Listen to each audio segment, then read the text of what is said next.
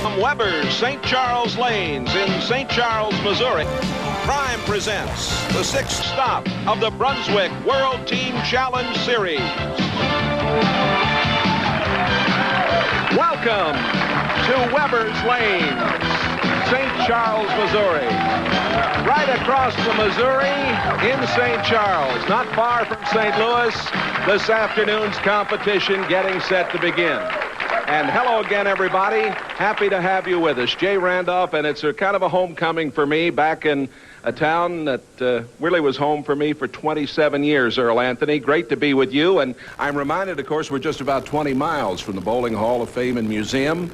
And you're ensconced there in fine fashion along with a lot of greats. And this is a bowling-rich area. Very much so. And when you talk about bowling greats, the name right here on the bowling center, Weber, is synonymous with greatness in the sport right there. As we have traveled around this year getting our qualifiers for the World Team Challenge, it's obvious that the bowlers are getting better. We've had some exciting matches, and we have 3 outstanding teams today. Well, not only do we have outstanding teams, Jay, but they're outstanding individual players on each team. And the first team right out of the box, Sports Street Classic, is captained by Mr. Excitement himself, Gus Yannaras. And this is a very strong and talent-laden and television experienced team from this Wisconsin area. And their first match against the Hoinke Super Classic team is going to be an excellent match. And this is captained by a young man named Kevin McGerr, and this team is young, but they're fearless. So you can never know what to expect from these young kids when they get on television. The winner of that match, of course, will go against our tournament leaders, the Hoinke Classic team. This is a team captained by John Gaines and himself, I believe, 1991 National Resident Pro Champion. And, of course, the anchorman on that team is one of the best young players to come about on the pro circuit in a number of years, Rick Steelsmith, who was the 1987 Masters champion and also the 1988 PBA Rookie of the Year. So we have a lot of individual talent. The question is, will they match up as strong teams, and will it come down again, as it has seemed to most recently every week, to the anchorman? And if it does, we're in for some real excitement. And let's go now. Damon Cardwell is with us again this week, lane side, and will be giving us his thoughts and some thoughts with the players as we go along. Damon? Well, thank you, Jay. It was incredibly tight this weekend at the team challenge. At one point during the Baker match play, only 100 pins separated first place team from the 9th place team. So stick around. We'll be right back with teams that made the show, Sports Street and the Hoinke Classics.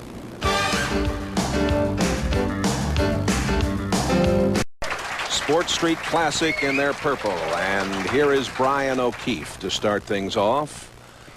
O'Keefe, who is 21, a student at the University of Nebraska. The Cornhuskers in that big Orange Bowl game coming up. And he came up a little short. And a difficult spare right out of the box here, the 2-5, and generally you want to play this on the left side of the lane, keep it down there real hard and straight, not let the ball hook away from it. Earl, we have 57 teams that participated here from 40 cities and 12 states, so another fine field was on hand here.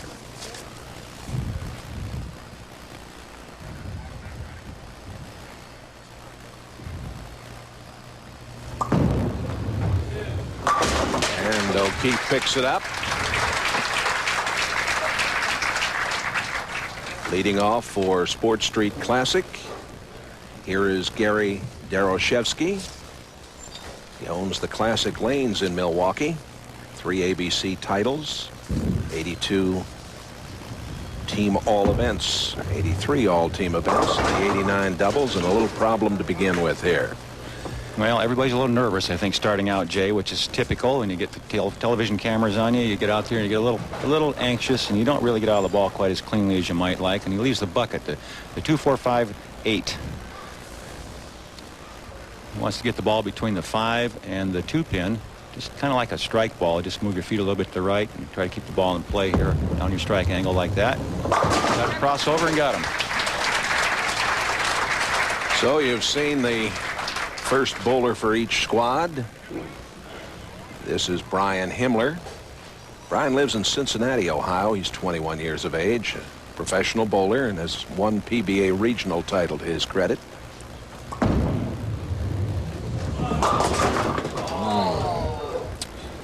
My. Now, when you hit the head pin and only get 4 out of a full rack, you know you've got some major problems. I was going to ask you about that. Well, here he's got the 3, the 4, the 7, the 6, the 9, and the 10. And the only chance he has is to get the ball between the 3 and the 6. The ball will take out the 9 and have the 3 pin go across the lane and take out the 4 and the 7.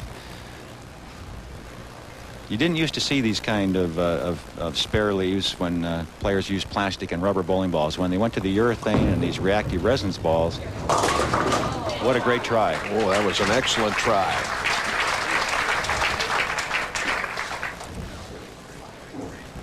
Well, not only does he not get the spare, but from being on a spare, he lost all that count. So it's like a double open. There's a good look at that. You see the ball just missed the 9 pin, and that actually was played very well. Just not enough of the ball got to the 9. Lennie Boresch is a little high with his shot. Lennie, who operates a pro bowling shop, has won a PBA regional title and owns 2 Wisconsin non-pro titles. A league average of 220. Cross lane here at the 610. You know what's interesting, Jay, is all 5 guys on this Sports Street team list their average at 220. Not 221, not 219, but all of them at 220. And they have balance, you might say. Well, I'd say so. And what brings to mind what that brings to mind for me is that 220 is about par now as far as bowling scores go. Used to be 200 was thought of as the epitome of a good player. You know, you were a 200 average bowler, you were a good player. Now a strike there from Jim Dill Jr. Here's Gus Yannaras. Gus, who owns Sports Street. An interesting little tavern on Greenfield Avenue up in Wisconsin. I think that's where Eddie Bauer spends all his time, isn't it? Hanging around that place. Gus, 37 years old. He's got a lot of experience. Gets the strike. Well, Gus is, if there was ever anybody that can get pumped up and get a team going, Gus is the guy. When we did the Open, you heard me mention him as Mr. Excitement. Well, Gus gets his team pumped and keeps them that way. So this team's never going to let down emotionally. You can count on that. His team up by 15 early. Tony Manna Jr., 24 years of age, also a student at the University of Nebraska, collegiate All-American. Ooh, he really had a lot of lift and loft and movement on that one. Exactly right, Jay. He really stayed with it, and you'll get a good look at that now. Watch as the ball goes down the lane here. Watch how he stretches out, chases the ball with his hand. That's where he gets all that good rotation, gets it well down the lane, and then the heavy roll. You could just see the ball turn over. The players look at that when the ball gets to that break point, and it turns into the pocket and get good pin action. Mark Wukeman. Wukeman's 38 years old, a self-employed contractor who's won 3 Wisconsin non-pro titles over the years.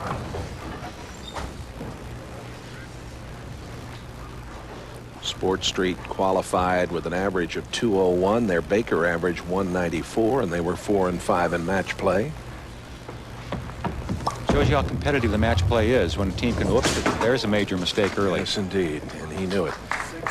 You know, part of the spare problems I think that we see the players having in the last few years have been related to the type of bowling ball they're using. I think the resin reactives are harder to control, and being harder to control, a lot easier to miss easy spares. The ball either skids or hooks dramatically. Kevin McGerr, 32 years of age, a pro bowler. He's got it on the way, and wow. 4-9. Just a little too much heavy-hitting pocket power there, you might say, I guess. But Kevin is one of the finer players. We're going to take a look at his style here. Here's another look at that shot. He's playing between the 3rd and the 4th arrow. He watched the ball go, just really grips the lane. There's no deflection at all. It actually runs over the 8-pin spot. And there's the 4-9. He wants to slide the 4 into the 9, get just a little bit of it, almost.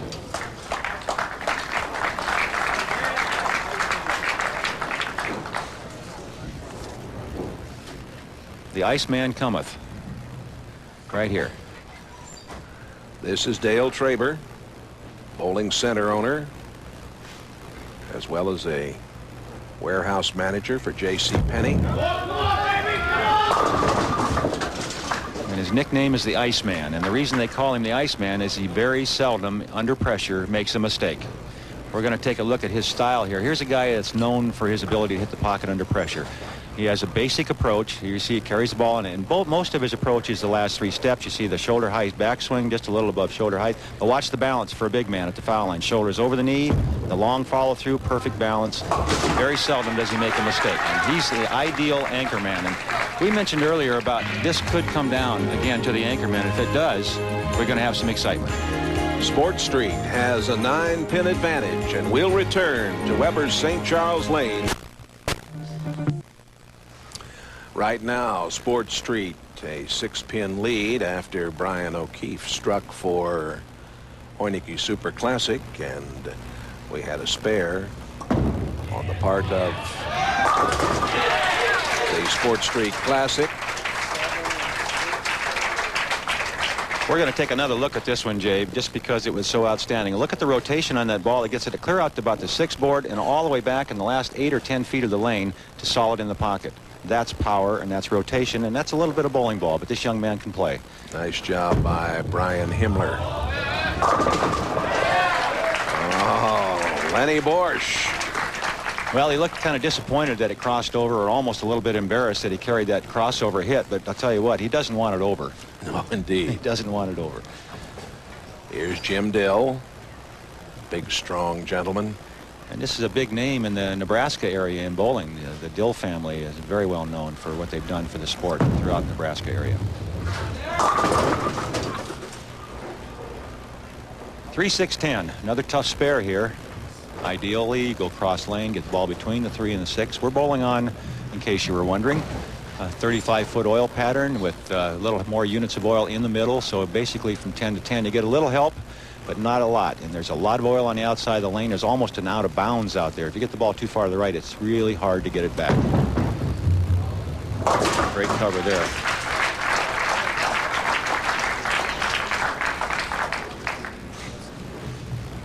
Gus Yannaras, the 91 Wisconsin State Match Play Championship title. The 89 ABC doubles. Mystery motion here. This guy really gets into it. He's fun to watch. He's exciting, and he's a heck of a good bowler too. I'll tell you, he can play. Tried to get a little extra with some body English there. Just the 6-10. Cross lane, Gus, very good spare shooter. He'll move to the left of the approach with his feet, use the middle of the lane for his target, and throw the ball pretty hard and straight at this. Try to get it to skid right down the lane. No hook. Just like that.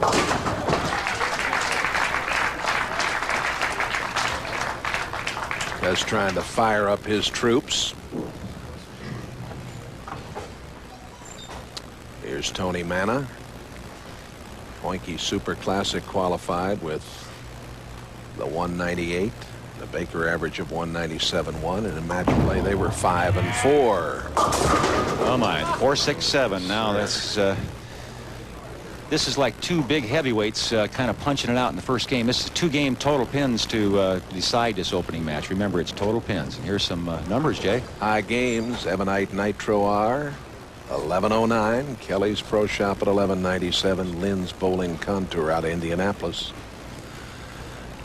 And the high individual, Charlie Price from Springfield, Illinois. Manna and the Super Hoineke Classic open here, and now it is up to Mark Wuckelman.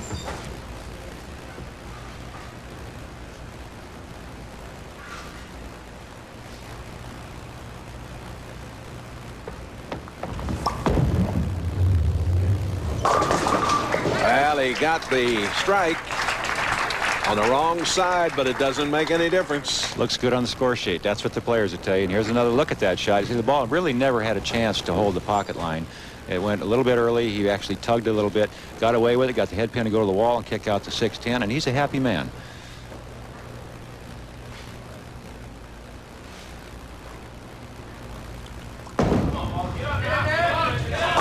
Very stylish and classy player there. Yes, sir. Kevin McGerr with the strike.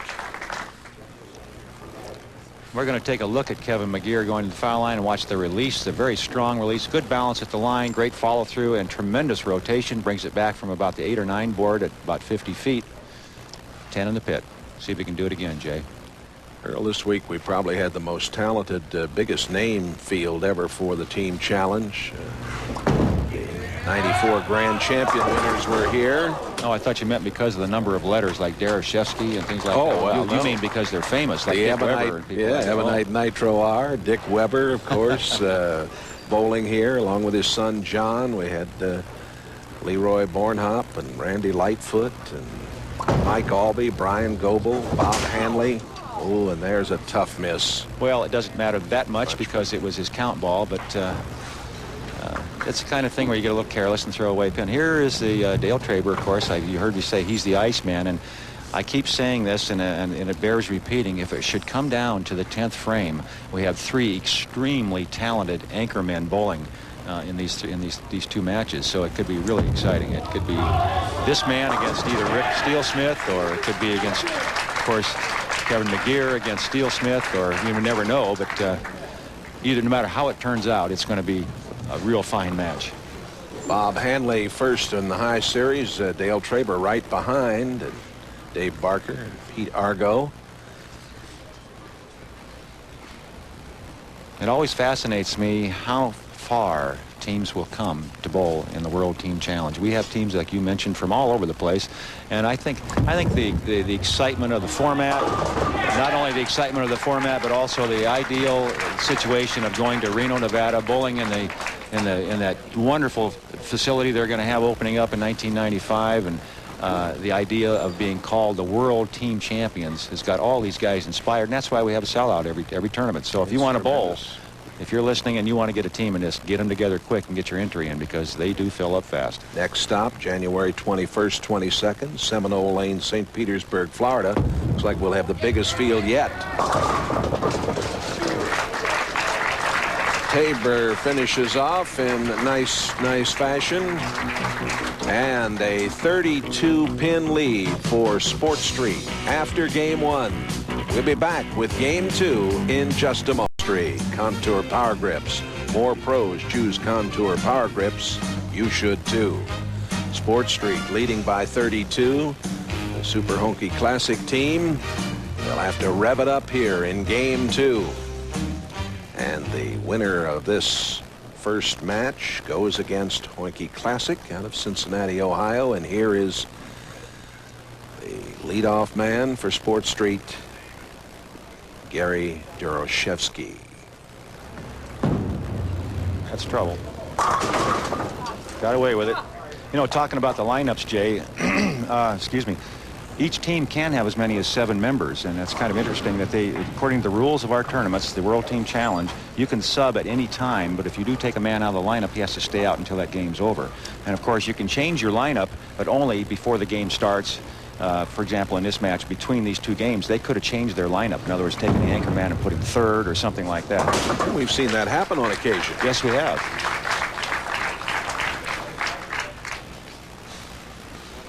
Bryan O'Keefe.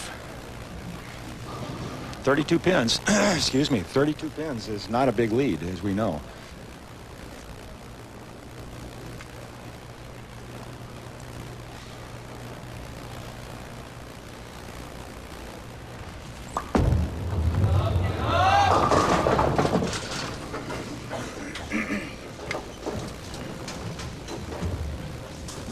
The washout, the 1, 2, 4, 10. This ideally would be get the ball between the 1, 2. The head pin will go over and take out the 10. The ball will go right down the line, take out the 2 and the 4. Just a little. Most players like to play this from the left side of the lane. They figure they have a better angle at it. I always like to play it in my strike line and just move my feet a couple of boards and try to keep it in that target area where I know how the ball will react. He's playing on the other side of the lane, and he had no idea what it was going to do, and he missed the head pin.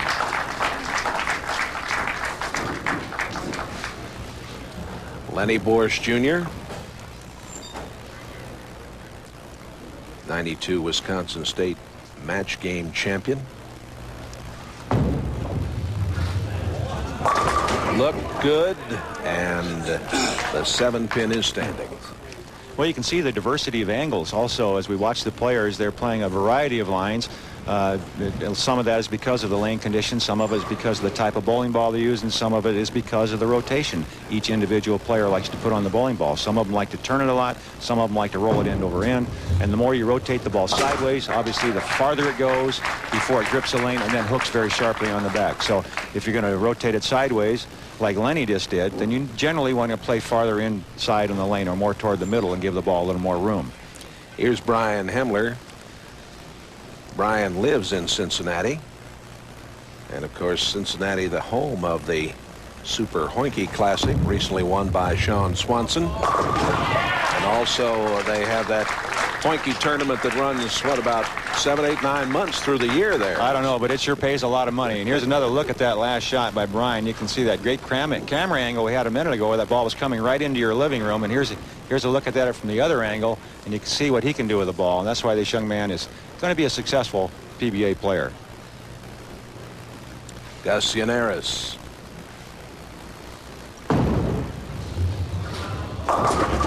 Oh, and a real problem for Gus.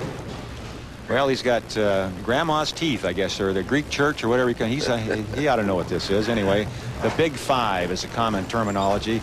He's got the 4, the 6, the 7, 8, and 9. And there's only one way to really have a good opportunity to make this, and that's to go 4-7.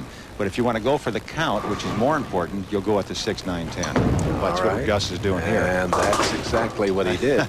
He went for the count and still got bad break and kind of chopped it off there and left the 10 along with the 4-7. 7 out. Jim Dill Jr. Jim's a telephone technician.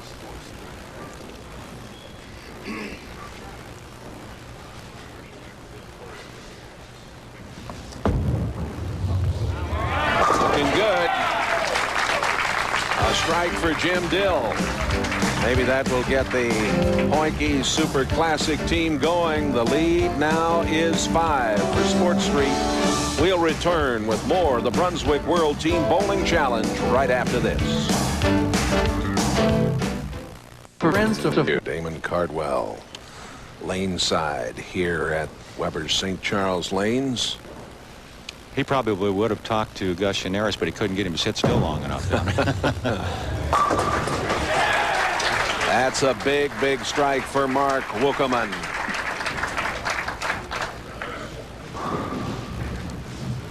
You know, getting back a little bit to the rules of the tournament, just so you're aware, if you're planning to enter, you can have a mixed team. You can have ladies and men together. You can have all ladies. You can have all men. The rules that you must adhere to, of course, is you can only have one touring professional, maybe one other pro, and one senior pro on the same team. So there are rules. You might want to ask Tom Bodecker when you get a chance to call, get your interest in. Make sure you got the team you want, and you can play together. And a strike for Tony Manna Jr. Earl, as we watch these two teams, we really are seeing a variation of styles. Variation of styles. I touched on that a little bit earlier about how the players like to rotate the ball, and some of it is obviously they'll play on the lane based on how they like to rotate the ball and how the ball creates friction based on the type of ball it is. You see Dale Traber goes very straight with the ball. Doesn't get any early roll. He kind of lets the friction of the lane, he kind of pushes the ball in the lane, lets the friction of the lane make the ball turn over on the back. So he's very much a controlled player, and that's basically why he's so tough to beat in the clutch. He will make that kind of a shot under pressure just as often as he will without pressure. He just keeps the ball in play time after time.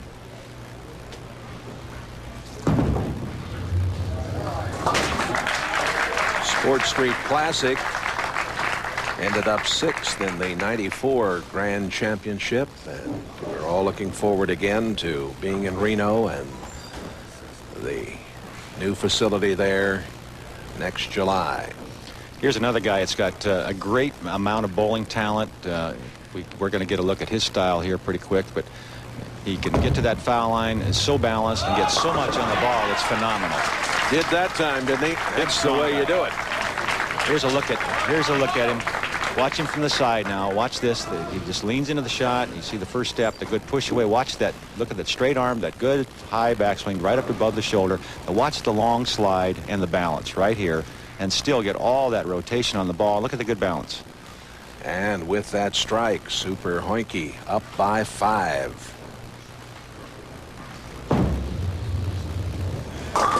That's a little high. The baby split, the 310.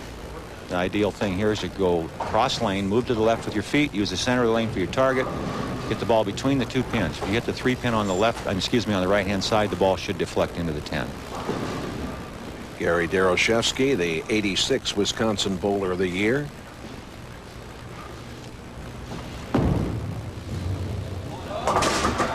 Nicely done. Remember, there's 2 games, total pins to decide this match, and right now it could come down again to the anchorman. Here's another look at that last spare shot. Watch the ball hit the right-hand side and deflect into the 10. Just textbook style. That's how it's supposed to be done.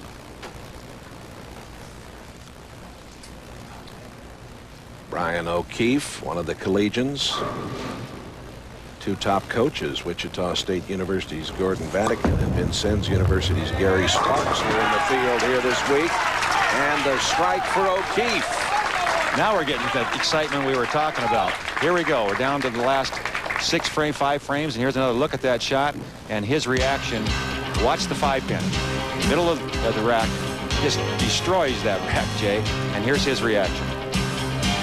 We've got a good one going here.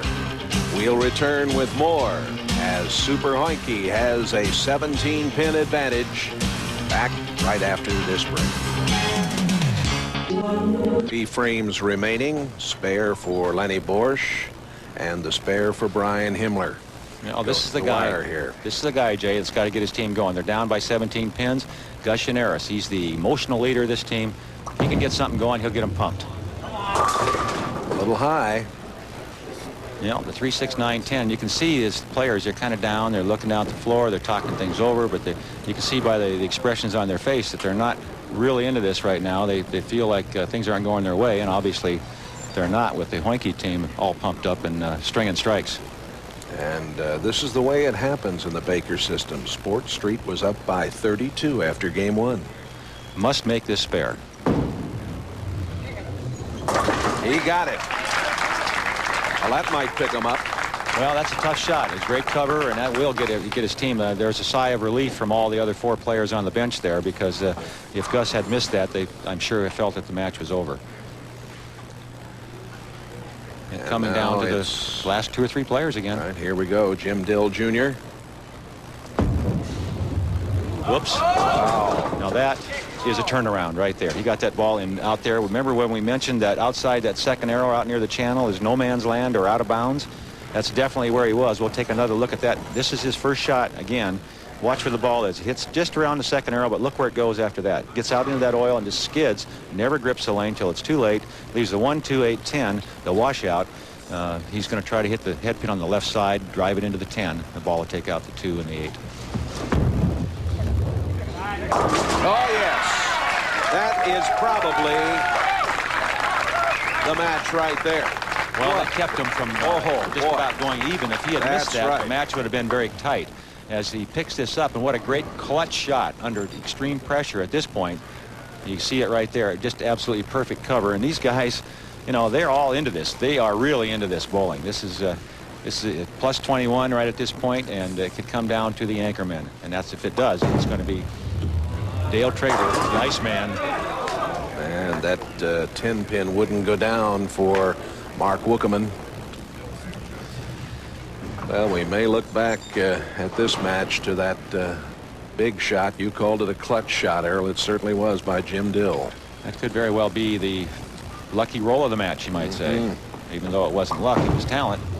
It was a necessary spare, no question about it. He had to pick it up. And big Tony Manna now.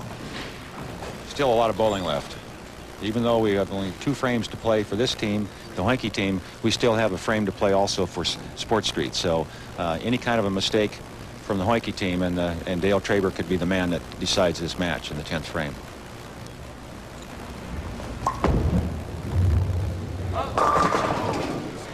Well, I'll tell you what, he got a break getting the 10 out, but this is still, the 3-6 is a very difficult spare for a right-hander.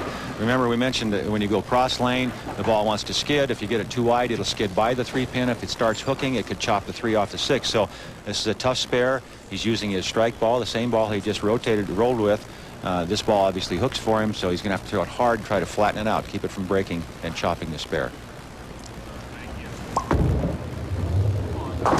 Like that. Oh, boy. Well, here we are. We're down to the 10th frame again.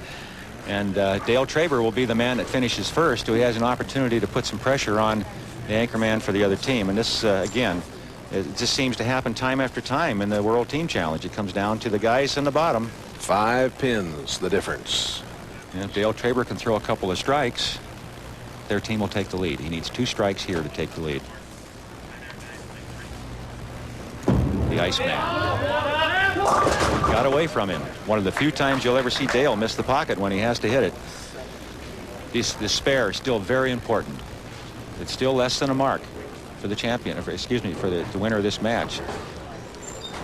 If he picks this up, he makes Kevin McGerr have to mark to win the match.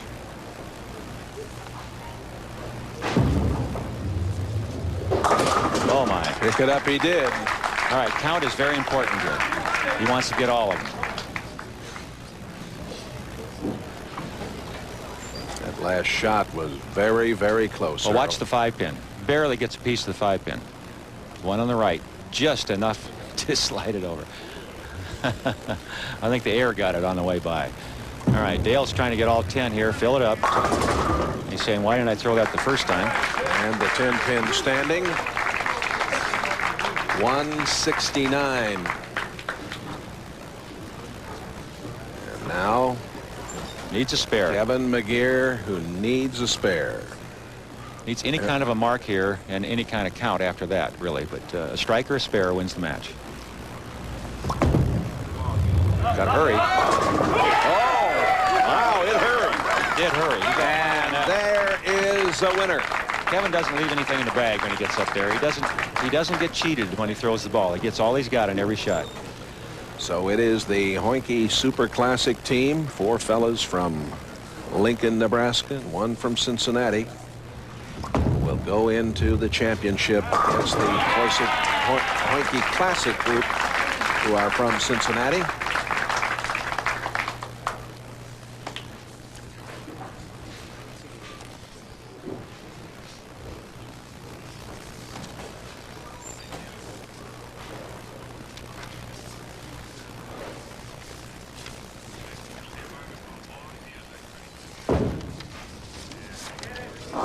That will finish it off, and he strikes out.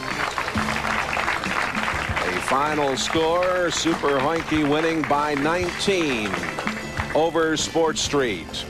Other finishers here this week from Dayton, Ohio, Columbia Mez Bar finishing 10th.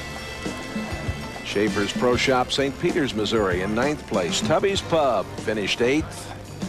Stardust Bowl, Belleville, Indiana finishing 7th. Kelly's Pro Shop of Omaha finishing 6th. Look at this team. Bob Hanley, Mike Albee, and the longest team name we've seen in the history of the World Team Challenge, finishing 5th. And a special presentation made by Dennis Zarneska of the ABC, the Championship World Team Champion rings. And they went to the group from Ebonite Nitro R that finished 4th. There on the right, Sean Swanson, who recently won that Super Hoinky Classic and $100,000. Well, we'll be back with Around the Bowling World and, of course, our championship match. Super Hoinky Classic against Hoinky Classic to see who gets the trip to Reno. John Weltzen in the singles. Here's our doubles team. Wonder how many repeaters we'll have this year. Thomas Holt, the all events champion. All team events went to National Cleanway. The ABC tournament entry information, dial 414-423-3320.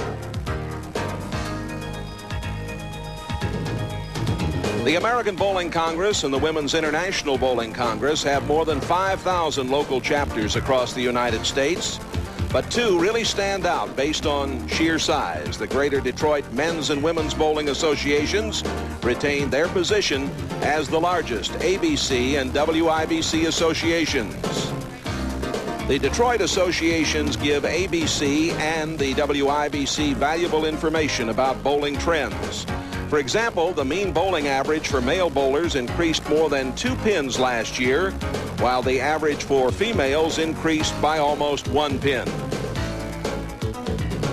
Left-handed bowlers averaged about 4 pins better than right-handers last season, but the right-handers have strength in numbers. 91% of the men, 94% of the women in the Motor City associations are right-handers.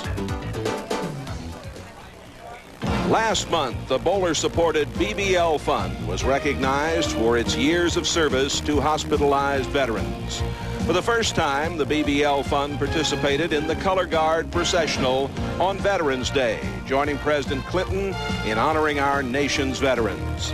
After the processional, BBL representatives placed a wreath at the tomb of the unknown soldier. The BBL Fund is dedicated to improving the lives of Americans' veterans through therapeutic and recreational programs. Over the past decade, bowlers have donated more than $10 million to the BBL Fund. The American Bowling Congress celebrates its centennial in '95. Let's go back in time with an ABC time capsule. Here's Earl Anthony. After World War II, pin boys were still setting up every pin in the more than 4,000 bowling centers across the country. Then in 1946, the ABC New Equipment Committee approved an automatic pin spotting device for sanctioned competition. Bowlers caught their first glimpse of it in a rented garage near the site of the 1946 ABC tournament. But the pin boys kept their jobs for a few more years. The complexity of the original pin spotter sent its manufacturer, the American Machine and Foundry Corporation, back to the drawing board. The machine AMF ultimately put on the market a few years later was one of an entirely different design than the 1946 version. A barrage of technological advances came up for approval in the late 40s. Innovations such as a single beam foul detector, laminated pins, plastic coated pins, and a plastic pin base attachment. After extensive testing, these innovations were approved and put into use across the country, changing the face of bowling forever. And we'll be back with our championship match right after these messages. And we've got both teams in green. Forest green for Super Hoinky and lighter green for the Hoinky Classic crew. And Bryan O'Keefe leads it off.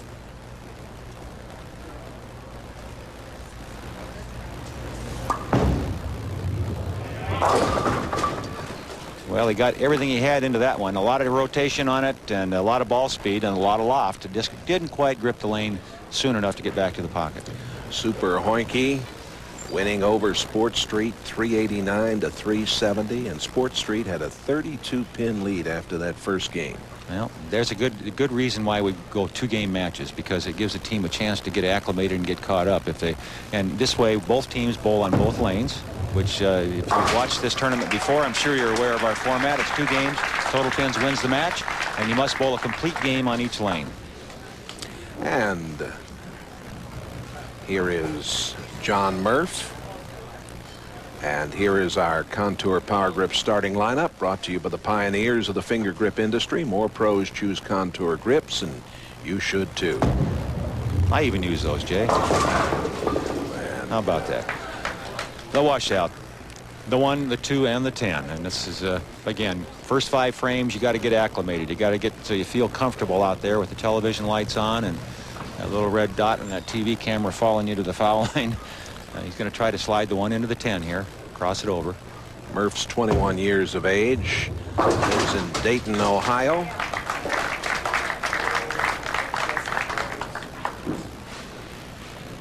The advantage here obviously would go to the team that won the match previous, which this team you're watching right now did just that by beating Sport Street.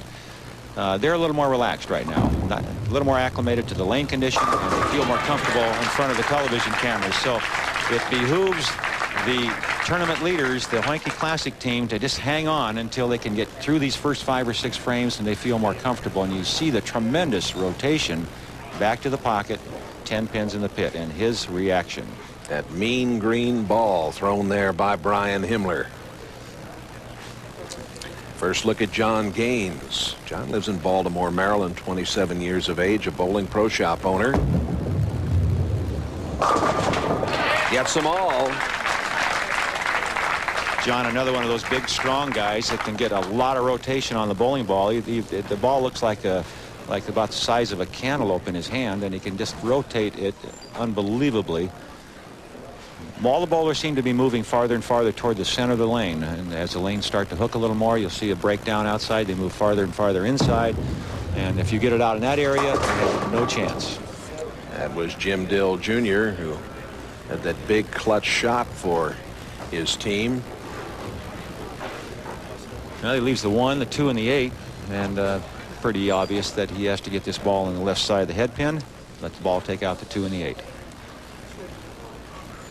Usually you'll shoot this off your strike line, but right now he's a little uncertain of how that ball's going to react, so he'll probably move a little left and play more of the center of the lane, throw it pretty hard and straight. He wasn't real comfortable with that one either. Got the job done. Next up for Hoinke Classic, Mark Dyson, 27 years old, living in Atlanta these days, self-employed bowler, the 87 champion of the 250 Masters tournament.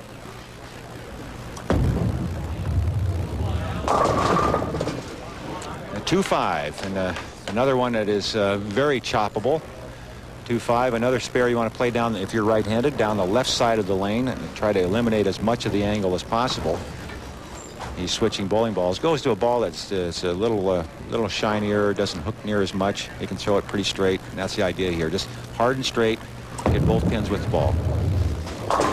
And Dyson picks up the spare. We'll return with the Brunswick World Team Bowling Challenge right after this. A higher scoring lane from the first match. Was it a scoring decision? No, not really. Basically, because Murph and I are playing so deep, we just want to kind of get away from the bar turn because we felt like they might break down a little bit too much, and that way we wouldn't have to walk around it. Can I say something else? You look mighty fine in that tie today, you know. Thank you, John. Back to you in the booth, Jay. All right, you are looking good, too. And there's a fellow looking very good. Tony Manna Jr. with a strike.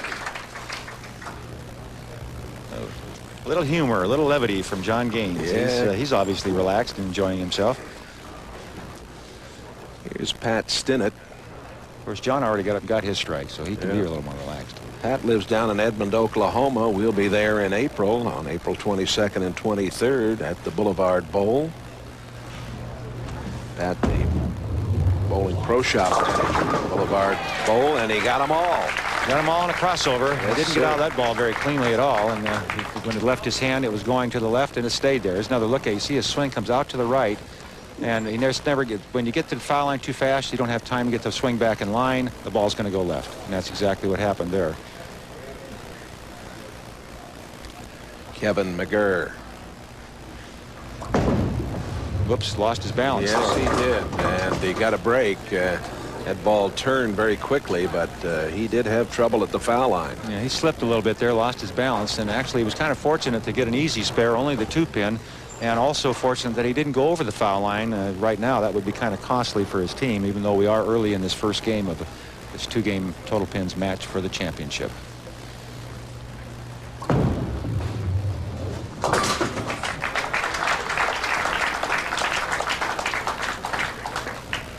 We got a look now at Rick Steelsmith, who lives in Wichita, Kansas, 30 years old, a pro bowler. He won the 87 ABC Bud Light Masters, 88 PBA Rookie of the Year. When he won the Bud Light Masters, if I remember correctly, early was an amateur. That's correct. He was an amateur and turned pro immediately after that. He is a graduate of Wichita State University, where he got some excellent coaching there. And if you want to copy a game, copy this one.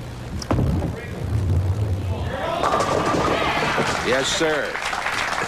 Just copy and copy and copy. Huh? Here's the game I'm talking about. Watch it from the side. Watch the fundamentals in this game. The great arm swing. Watch the swing go back right to shoulder height, right there, and look at the balance. He loads up with the legs to get all that leverage and strength he needs, and look at the follow through and the balance. Stays right there. He had a shoulder operation a couple of years ago, and Used to have a much higher backswing, but he he's did, had to cut down on that. Right. He had much higher. He had what he had was the rotary cuff injury. He had to have surgery on, and it still bothers him. I spent some time talking with him about that before we went on the air, and just to see how it was feeling and if it still bothers him. And he said it does. At times it gets to the point, if he were to make the match play, say in a PBA event, which is then becomes a 42-game tournament, by the end of the week he's in a lot of pain. So sometimes he has to lay off 2, 3, maybe 4 weeks in a row before he can come back and compete. Bryan O'Keefe at the line. He left the 10-pin.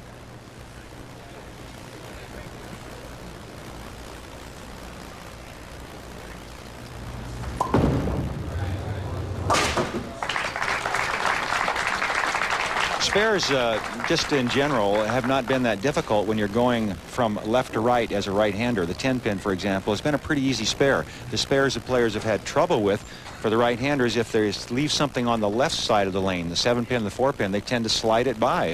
It's a strange occurrence, but that's what happens. You can see how deep Murph is playing on the lane. I mean, when I say deep, I mean he's laying the ball almost down in the left-hand channel.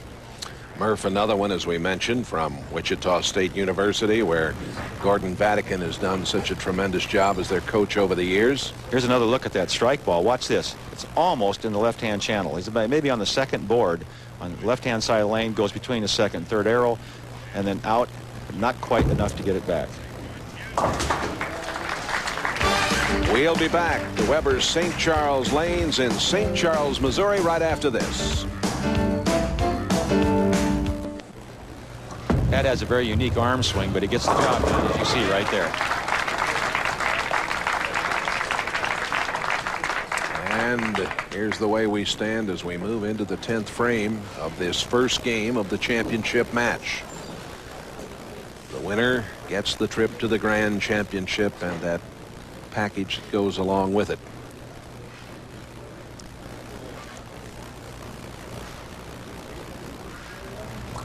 Kevin McGerr looking good. Well, that's why he's bowling fifth. That's the kind of guy you want in that last position, the guy you can depend on when you need him to make the good shot, especially in a situation like this. It comes down to this. You got 4 guys. There's a lot more pressure on an individual when there's 4 people depending on him to make that good shot than if you're bowling singles. So if you want to have some fun, you want to really enjoy some league bowling that is exciting, challenging, try the Baker system in your league at home. This really works, and I'll tell you what. Every time you bowl, and I don't care if you're bowling first or fifth for your team, you feel that little extra pressure, and you're never out of the game.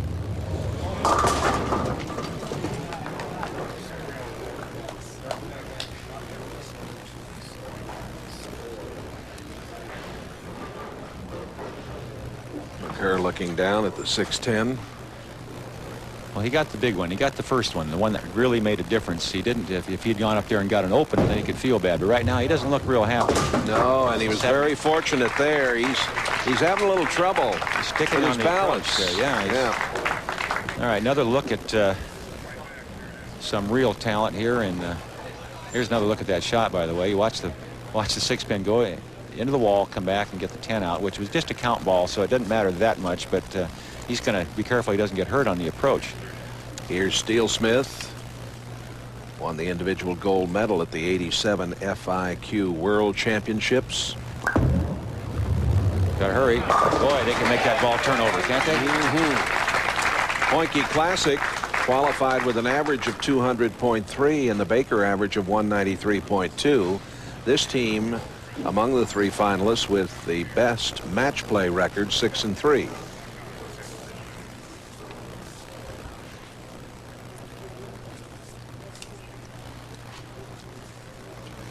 See the concentration and absolutely no fear in the face of Rick Steelsmith as he gets set to go to the foul line. Watch, his head won't move. It'll stay at that same level all the way through the shot. Well, that one had a little too far to come. In the audience today, an old friend, Bruce Pluckhahn, bowling historian, ABC Hall of Famer, longtime curator of the Bowling Hall of Fame and Museum here in St. Louis. Does some writing for the Bowling News in the Missouri, Illinois area as well.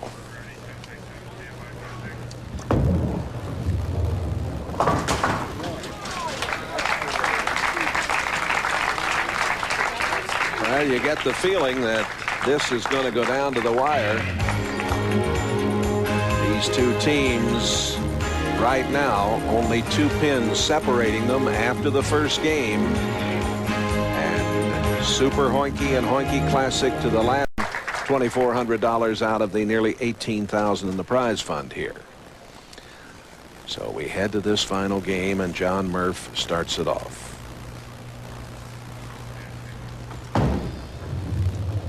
And that's a nice way to begin. It is, and he's playing so far on the left side. He looks like a left-hander over there. Boy, is he far inside. Qualifying averages, we've mentioned them. There they are again for you. And the best match play record going, as I mentioned, to Hoinky Classic 6-3. And this was the battle on how they got there. The two Hoinky teams were up there pretty well. Sports Street had to make a big move.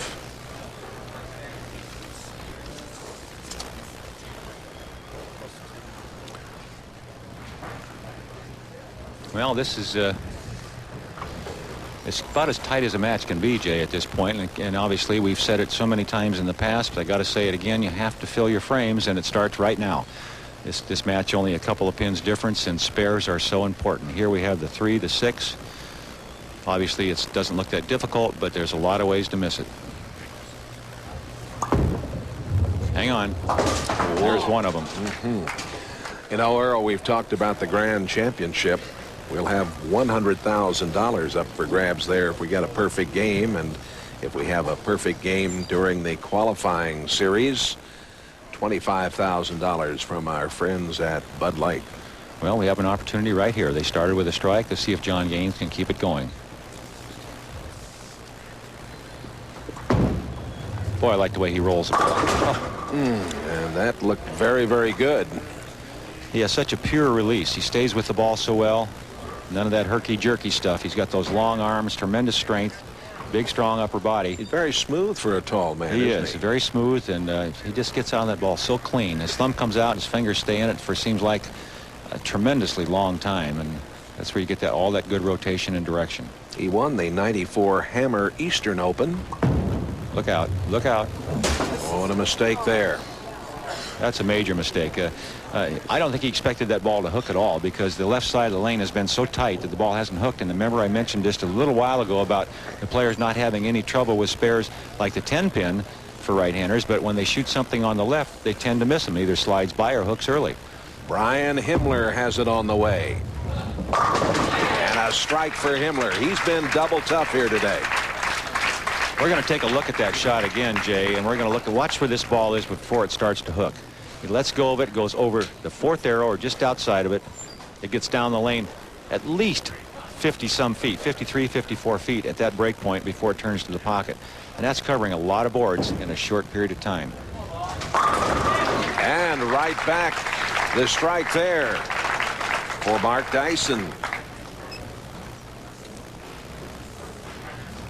Jim Dill Jr. getting ready for his opportunity for Super Hoinky. So many times our championship match, it comes down to the team that makes the fewest mistakes, not who can get the most strikes, but who can make the spares, who can fill the frames and make fewer mistakes. And here again, the 10-pin, every spare so important now. This match so close. Earl, this is our last telecast before the holidays, and I know on behalf of all of the folks at the American Bowling Congress and all our crew, Merry Christmas and Happy New Year to all the folks out there. Oh, well, we have seen a lot of mistakes here in the last minute and a half. Well, you can imagine, like I mentioned before, the emotional stress these players are under right now, especially you can see him hiding his face basically there. Right now, you've got 4 other guys depending on you to perform. Knowing the pressure you're under, they expect that you can do this, you can handle it. And when you don't, you feel so bad, much worse than you would if you're bowling, a singles event and made that kind of mistake. You only hurt yourself then. Here you've got 4 guys that are depending on you. And that's what makes a team event so great. It's so much fun to bowl with 4 other guys and have a great time. And at the same time, the pressure that's created under the Baker system, where every shot means so much, can just get a guy, just gets a guy right, you know, in the stomach where it hurts, and you get all those butterflies. And the professionals, even all the pros we have bowling in this tournament, they love it, but they feel the pressure just as much as the amateurs do. Yes, they do.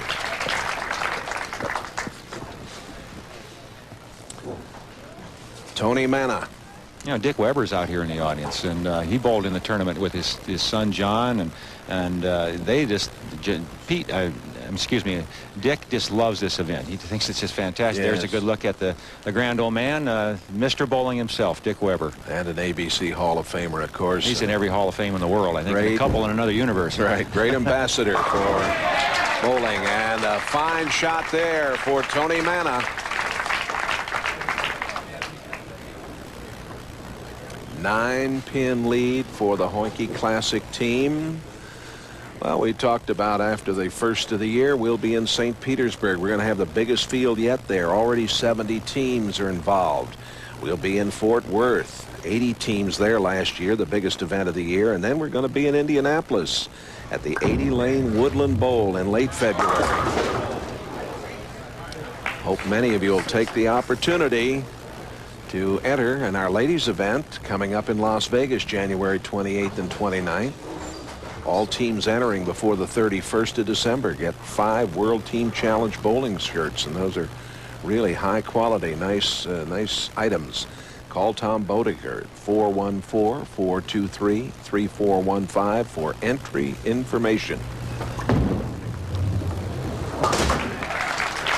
Well, it's good to see somebody make a spare, Jay. That's the truth, and I'm sure that right there, it was a very important one.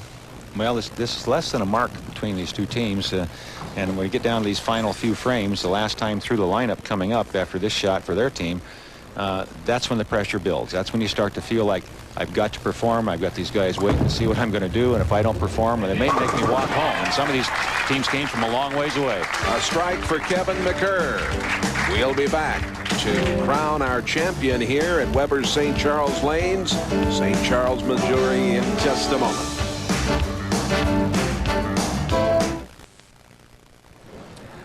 We go down to the wire, and here's Jon Murph for Hoinky Classic. Well, he's playing the lane so far inside. He's way out of everybody else's area of the lane, and that one just never, ever made the turnover. Never got back in the line, get back to the pocket. And a very difficult spare, the 1, 2, 4, 8. And here's another look at that. Look where he's laying the ball down, almost in the left-hand channel. The ball gets out into that oily area and never makes the turn back into the pocket area. Tough spare here, and they need every mark they can get at this point. That's a major mistake. First he gets the 6 count and then misses the spare for 8 out, and that's a major pinfall there. Well, let's see how Bryan O'Keefe can counter. O'Keefe, of course, student at the University of Nebraska. We've got Wichita State and Nebraska rivalry going here a little bit. They've bowled a lot of the Baker system in the college. First time I ever saw it was out in Portland, Oregon, in the college championships. Both these teams starting to struggle a little bit here. The 3-6. Again, we've seen this miss 3 or 4 times already throughout the telecast today.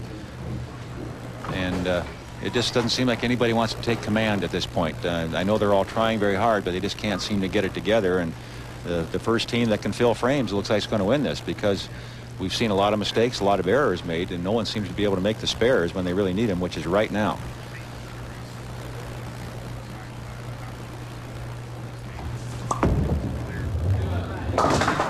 Just did cover that, 3-6. See the little smile there, and more relief than anything else, I think. All right, here's the guy who's probably more relaxed than anybody in the building at this point. John Gaines, the big man. He just gets up there and lets it happen. This year he earned $18,000 in a high roller event. Yeah, we talked about Sean Swanson winning $100,000 in that Super Hoinky Classic. A lot of money out there. Well, crossed it over, leaving only the 6 pin. The lanes, I think, right now are going at any time, any given time, depending on how much dressing is applied to the lanes. And this is the American Bowling Congress decides or determines the lane pattern and the dressing pattern. And it's pretty much the same from tournament to tournament, just depending on, of course, how good the surface is. But they will go through a transition, and that transition happens by the oil being moved around by the bowling balls, picked up and moved down the lane and away from the beginning of the lane, which is the head area. When that happens, the players have to make adjustments, and it seems like the lanes right now are going through that transition, and unfortunately it happens in the last 5 frames of the championship match. So the players are all struggling, trying to find a line. This is the one guy that's been able to keep the play all the way through, and he's done it again. Oh, Himmler has really been on target. Bryan Himmler with a big strike. Well, I think he's 4 for 4 today or something like that. And here's another look at that style and that rotation. You can see the tremendous right to left rotation he gets on the ball. That ball almost finished too high and too hard. And you can see him saying, stay out there, stay out there.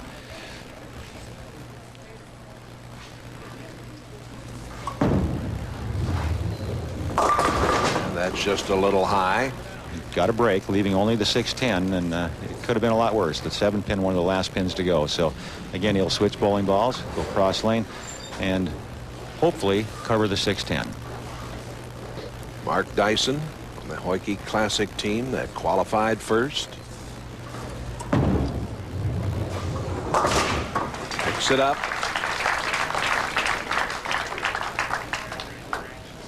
And here's McDill, or Jim Dill, excuse me. Big Jim Dill. Big Jim Dill. You're right there. Very strong. He looks like he could have helped that Nebraska football team a little bit. Maybe a pulling guard, something like that, huh? Yes, sir. Big guy. Got to get lucky. The baby split, the 3-10. And as we get into the last few frames here, this is the 8th frame for his team. It is imperative that you fill those frames, and Jim Dill here needs to fit the ball between the 3 and the 10, and hopefully the ball will bounce off the 3 into the 10. You're up by 18 right now, Super Hoikey. And this, if he were to miss it, would bring the match back to less than a mark. That's right. And that's what happened. Here we are coming back. Both teams going backwards a little bit. It's just whether who's going to hang on long enough to win this thing as it ends. Who's a survivor going to be more than who the winner is? That's I think. the truth. And there you see it. 5 pins the difference. Super Hoikey in the lead. Here's where you want it. This is the important man in the lineup right now. If he can set up the anchor man, get him a strike to work on right here. Oh, almost got them all. The team that can do that has a big advantage on the other team, and it didn't happen there, so we'll see what can happen for Super Hoikey if they can set up their anchor man. Need the spare. Take your time, make your spares. And Pat Stinnett gets it, and now it will be on the shoulders of big Tony Manna. Well, Tony knows the situation. I'm sure every player down there knows the score exactly, right down to the pin in their own minds. And Tony knows that if he can strike here, it would be so much easier for Kevin McGerr in the 10th frame, only needing maybe 1 strike to win the tournament rather than 2 or 3. Look at the concentration in this man's eyes. Concentration, maybe even a little of, you might say, fear, because he knows how important this shot is, but he's been here before. Oh my, what a great shot, and almost a bad break. The 4-9 was there, and depending on what side of the ball return you're sitting on, that's a sigh of relief, or it's, oh my, we almost had it. And here's another look at it, a little high in head pin, but the tremendous power he had in the rotation cut through the pins, leaving the 4-9 briefly. The head pin came off the wall and kicked out the 9. Now, you can feel relieved, but at the same time, you better get up there and concentrate on picking up this spare.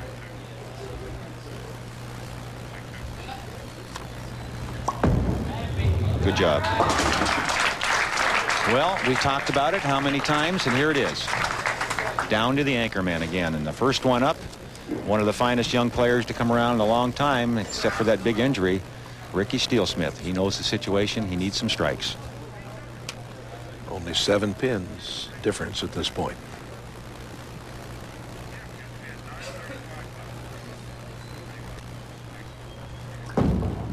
Gotta hurry. Too much.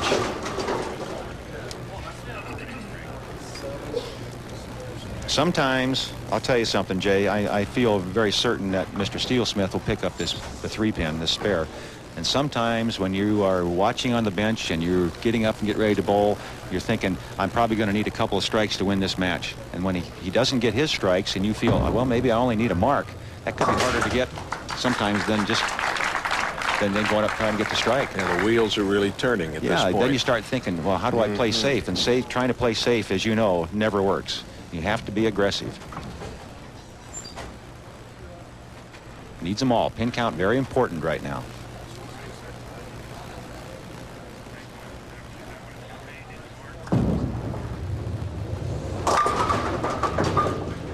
All right. And the 10 standing there. What it comes down to is we need a mark here. We need good count and a mark. And it's Kevin McGerr. Big Kevin, and he performed well. Remember in the first match in the 10th frame. Let's keep an eye. Let's just watch and see what happens. Needs a mark to win. How's that? And how's that for excitement? Look at that team come off the bench. We have a winner, Jay. They are the winners, and McGerr comes through in fine fashion. We'll be back right after this. You're a winner, and you deserve it. Final score, and here are our champions. Congratulations, guys, and good luck to you in Reno. Our next telecast will come your way from St. Petersburg in January. Check your local listings. This has been an ABC Eagle Productions telecast.